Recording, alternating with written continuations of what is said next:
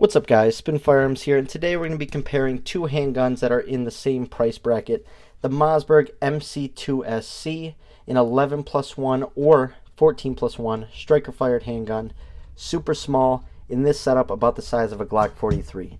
And also the Canik Mete MC9, this comes 12 plus 1 flush or 15 plus 1 with its larger magazine. Both firearms are cleared and safety checked. Notice that mag dropped free.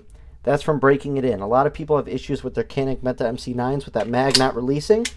Simply break your handgun in, put it through some use, and you won't have that issue. Now every single time that mag drops free. So really pumped about that. I love to see that handgun finally coming together. As you guys know, I've had issues, but Mossberg has always functioned flawlessly as well. Firearms are safety checked and cleared. That's why I was doing that in the beginning in the first place. Sort of got carried away though. And we are good to go. Let's start off by comparing them side to side just so you guys can see what they look like. The Mossberg is a little bit smaller in almost every dimension, which we're going to get into. Here's side by side. Slide is thinner. It's a little bit longer, but it has a longer barrel on the Mossberg. 11 plus 1 on the right, 12 plus 1 on the left. So you can sort of see where Canik gets that extra round from because it is a little longer. So very, very compatible handguns. The Mossberg MC2SC. This is honestly a sleeper for me. These are one of those handguns that you just really, it just grows on you, and it doesn't stop growing on you. It shoots well, has a nice trigger, forward and rear serrations, awesome memory pads, help you fight some recoil, a little bit of a mini gas pedal there. Does come with a rail. Not 100% sure what options for lights you have with the Mossberg, but it does have a rail, and I'm sure you can find something. Major downsides of this handgun are definitely holster options, but I had a subscriber that made me a holster, sent it to me. And I've also found other brands that make holsters. So there is now becoming a good amount of holster options for the Mossberg, especially with Vetter and hog holsters and stuff like that.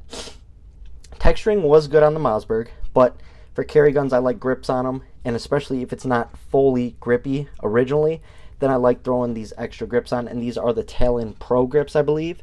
And they just feel really good in the hand, really soft, but still really grippy, and they don't rip your clothes like sandpaper textured grips. Overall, they come optics ready, come with this awesome flat face trigger. This one does have the crossbolt safety, but I don't use it, therefore it doesn't affect me. It's so tucked in there and hidden back there that it doesn't bother anything. Comes with 3-dot metal sights right out of the box, and like I said, it is cut for an optic. You can go ahead and take a look at that trigger pull.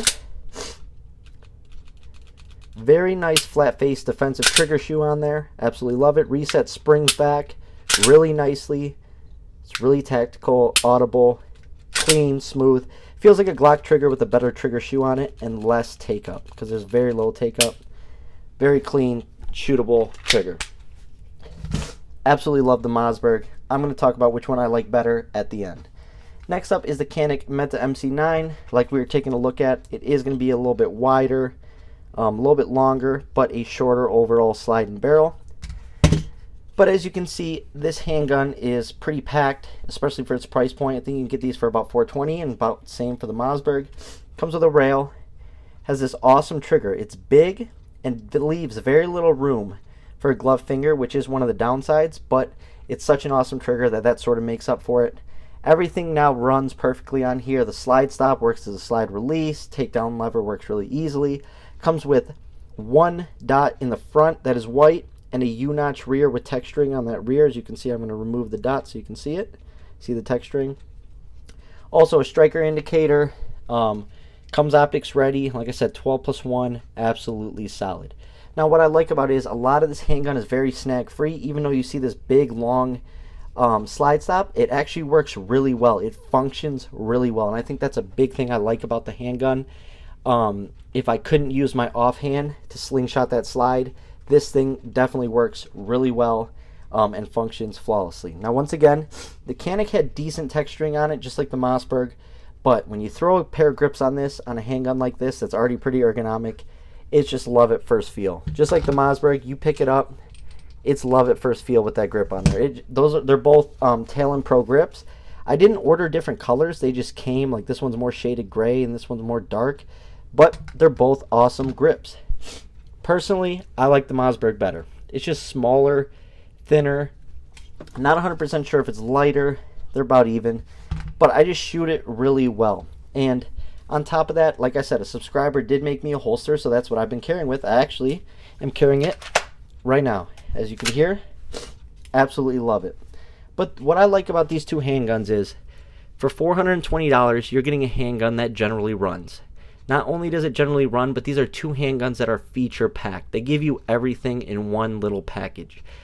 And now, and especially with Glock being stuck in their ways and certain budget firearm companies producing their handguns the way they are, this is sort of middle of the pack. This is almost budget, but not quite budget. So in my opinion, I do like that. I like it being a little bit more expensive than budget-oriented firearms, because you know they're not completely cutting corners when it comes to quality of parts or finish. The Mossberg actually has a really nice finish on it, which I was surprised by. It's very similar to like the Springfield Army Hellcats finish, but I really like that about that, because that's huge for me, especially with pocket carry. The Canik also came with a really, really nice finish. It's not quite as nice as like a CZ or Smith & Wesson, but it's a pretty solid finish. I actually really like it, and it should hold up. Two awesome handguns. Like I said, if I could only have one, I am choosing the Mossberg on this one. I just fell in love with its ergonomics, its trigger pull, its overall, but the Canik does have the better trigger, which we'll get into. I mean, look at this. So clean, so crisp. Reset. Reset. I mean, it's just ridiculous. It's a great trigger. Both of these are awesome handguns that I could carry, you know, and be completely fine with. Both offer 11+1 and 12+1, and then 14+1 and 15+1. So you're not outgunned with capacity. Both can be used for home defense. Both have rails with light options. Both have holster options out there. Both have night sight options out there. Both are very, very good handguns. I would like to see Mossberg become more of a household name, sort of like a Smith & Wesson or a Ruger or something like that, simply because Mossberg makes awesome shotguns, awesome guns in general, and their pistols, just for being, I think this is probably their third pistol they released, coming that far in that amount of time to making a handgun that, in my opinion, can compete with a Glock, it can compete with a Smith & Wesson, it can compete with these other options. That's unbelievable for just your third pistol. And same with Canik. Canik is already a household name, but the fact that they put out the Mete MC9 so late, but yet it's such a game changer, everyone loves it, everyone swears by it. I know people with tons of rounds through theirs, not a single issue, not a single hiccup. You know, I love to see it. So shout out to both of these options. You can't go wrong with either. I know a lot of times it's easier to go with a larger name or a bigger name, but trust me guys, the Mossberg is in contention for being the sleeper of the year. Right now it's going to be in between the G-Force Arms GF9 Rapture and the Mossberg MC2SC. Those are on my sleeper list right now. I'll keep you updated on their performance, but this Mossberg, there's just something special about it. You know, it just shoots really well. I like how small it is. Right now it's the size of a Glock 43, dead on. And then once you put that larger mag in there, it's spot on with the Glock 43X. So if you like either of those two handguns, you're going to love the handgun. You're going to love the grip angle on it. You're going to love the texturing, the ergonomics, the trigger. It's just a good, solid handgun that I trust my life with and actually do carry. And yes, my dot's turned off right now, I believe. Yep. Solid handgun for both of them. Honestly, go rent them both at the range. Shoot them side by side. See how you like them. I don't actually mean one in each hand, but shoot them side by side. See how you like them. That's how they look in my hands. Both great options, guys. Hope you enjoyed the video.